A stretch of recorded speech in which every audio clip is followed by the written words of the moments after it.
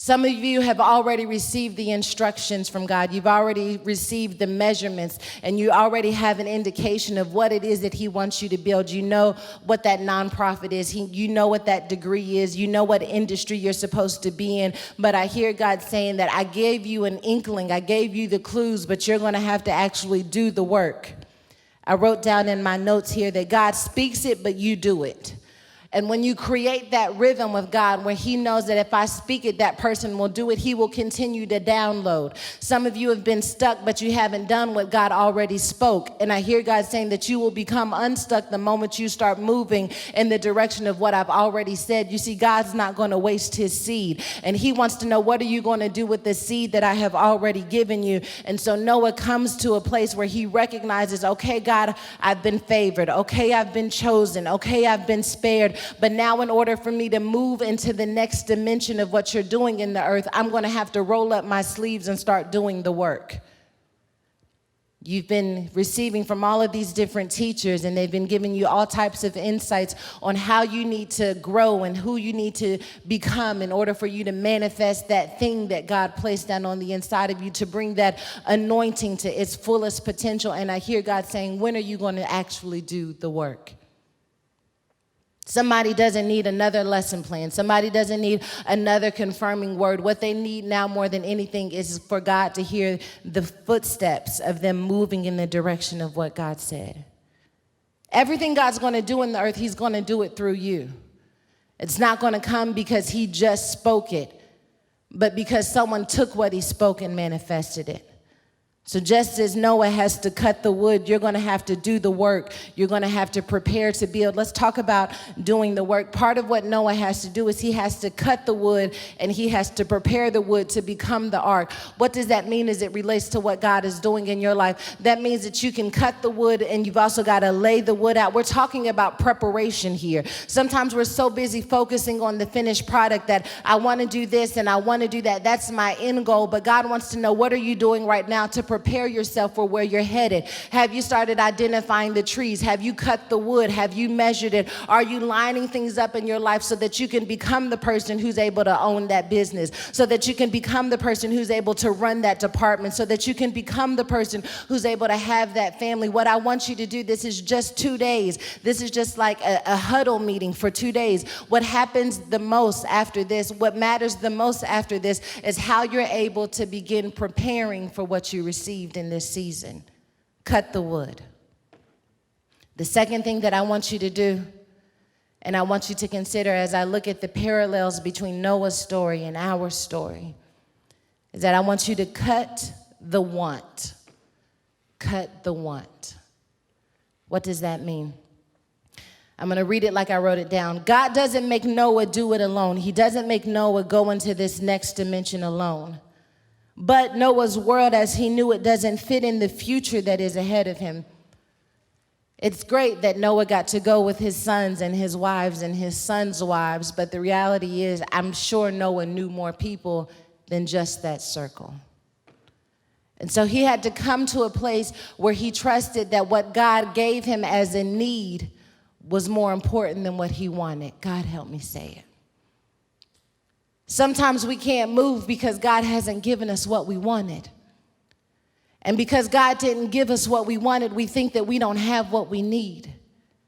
And I hear God saying that if you would cut the want and take inventory of what you have and come to a place where you realize that everything I need is buried in what I have, that means that if I'm looking outside of myself, that means I'm looking at something I want, but not necessarily something that I need. And so I'm going to pray right now, even as we are in this message, that God would begin to illuminate to you what a want is versus a need. Because when you recognize that God has given you everything you need in this moment for the next moment, then you will not constantly be asking God for more and more and more, but instead you'll be saying, God, what is this? What is this? What is it that you have given me? What is it that I am missing? Where is it? Where is it, God? Because I recognize that you're calling me to more. You're calling me to higher, but I feel like there's a disconnect. but God wouldn't keep calling me if there was going to be a disconnect. I hear God saying that he don't drop service, that he is not AT&T, that he is not Sprint, that when he speaks a word, it comes through loud and clear and it never drops service. So if I'm calling you, don't worry about what's going to drop in the process, that I've given you everything you need in this moment. I hear God saying, I want to prophesy for a moment that you've got the right team. I hear God saying that you've got the right friends. I hear God saying that you have the right investments, you have the right idea, you have the right finances. I know that you're looking at what you don't have, but God is looking at what you do have. And I hear God saying that I gave you all the experience you need. I gave you all the creativity you need. Now I hear God saying, exercise what you've got.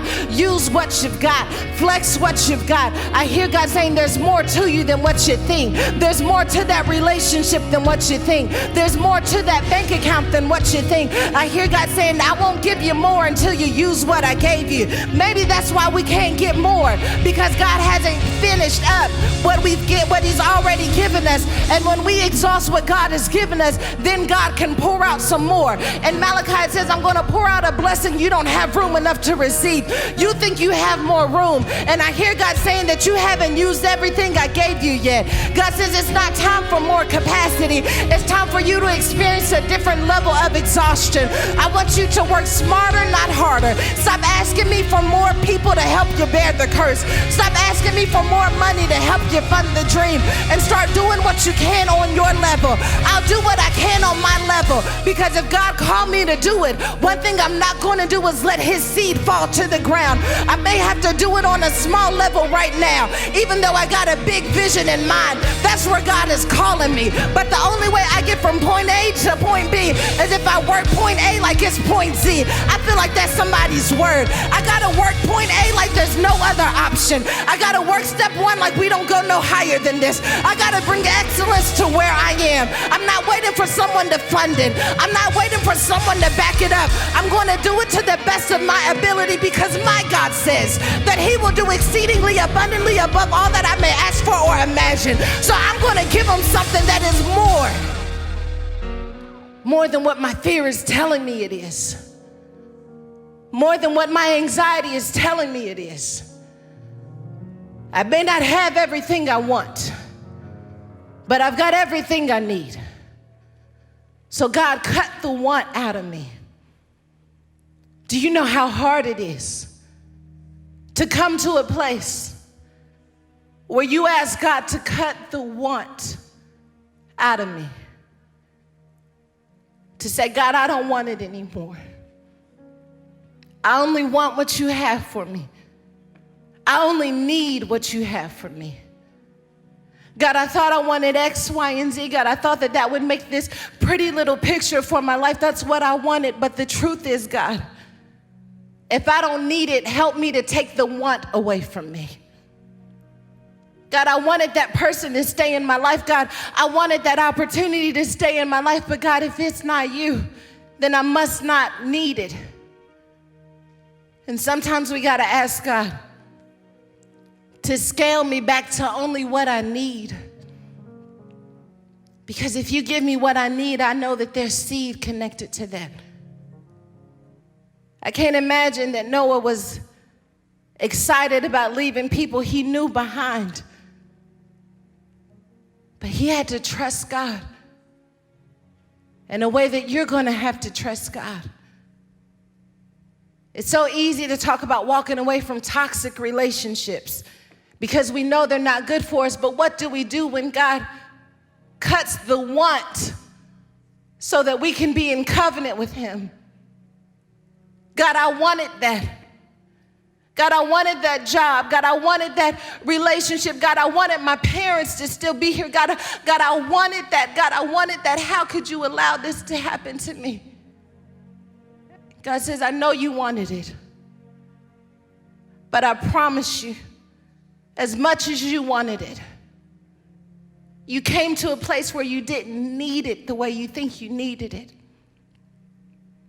And right now, the only way you can continue to build is if you forgive God.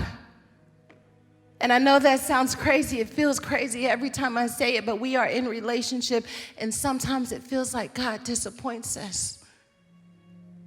God, I wanted it, But I trust you so much that if you say, get on this ark with only these people that I'll have left, I trust you enough to say that I think I can rebuild even though I won't have what I wanted in the picture. Cutting the want requires vulnerability, requires trust. And it is most certainly covenant because sometimes it requires bleeding. But I hear God saying, you can trust me with that.